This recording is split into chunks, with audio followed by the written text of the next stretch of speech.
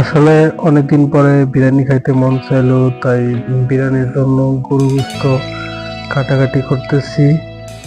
আপনারা সম্পূর্ণ ভিডিওটি দেখুন এবং কিভাবে বিরিয়ানি রান্না করি সেটা আপনারা দেখুন, এবং যদি না জানা থাকে তাহলে শিখে নিন।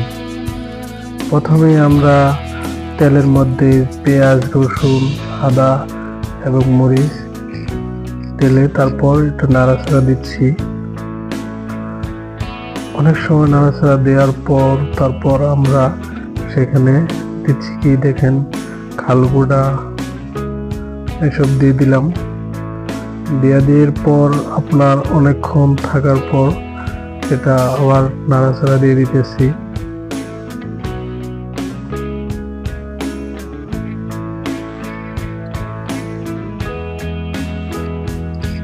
তারপর দেখতেই থাকেন।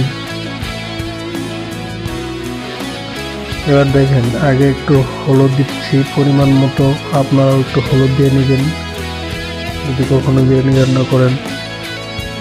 তো হলুদ দেওয়ার পর আমরা দিব মরিচ। এই তো এখন আমরা মরিচ দিতেছি।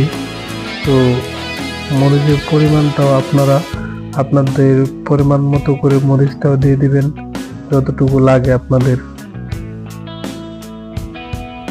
তারপর মরিচ দেওয়ার পর একটু নাড়াচাড়া করে তারপর আপনারা দিয়ে দেবেন তেজপাতা।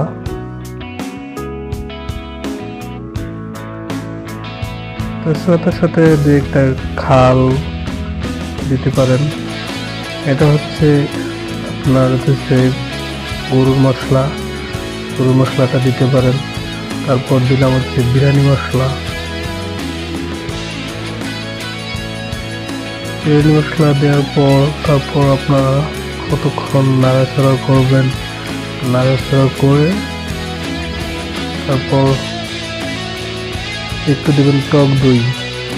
আসলে একটা বিরিয়ানির মধ্যে টক দই হচ্ছে সব থেকে বেশি এটা দরকার।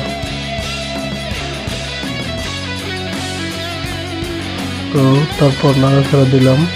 আপনারা কতক্ষণ রেখে তারপর 5 মিনিট রেখে ঢাকনাটা আবার খুলে ফেলবেন। খুলে আবার একটু নাড়াচাড়া দিয়ে সেখানে আপনারা দেখবেন যে একটু পোড়া পোড়া হয়েছে কিনা, তারপর মাংসটা দিয়ে দেবেন।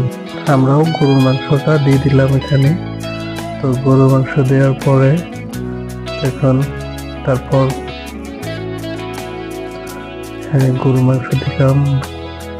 গরুর মাংস দিয়ে নাড়াচাড়া দিচ্ছি। নাড়াচাড়া দিয়ে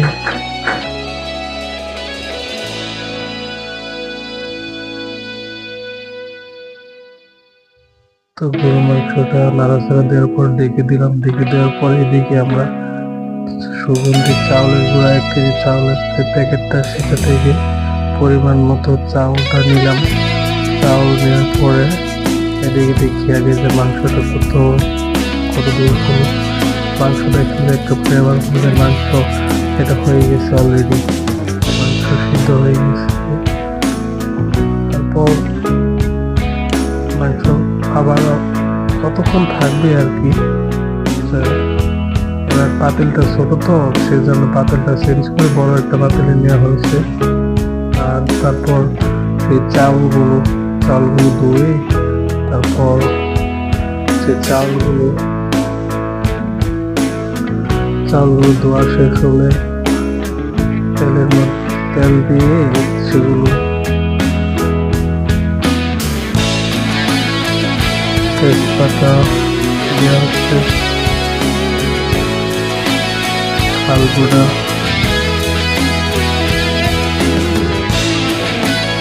তেল দিবেন। তেল দেওয়ার পর পেঁয়াজ, সাথে একটু জিরা গুঁড়া দিতে পারেন, লবণ দিবেন।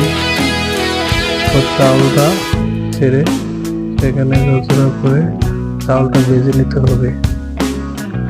তো চাউলটা ভেজে নেবেন।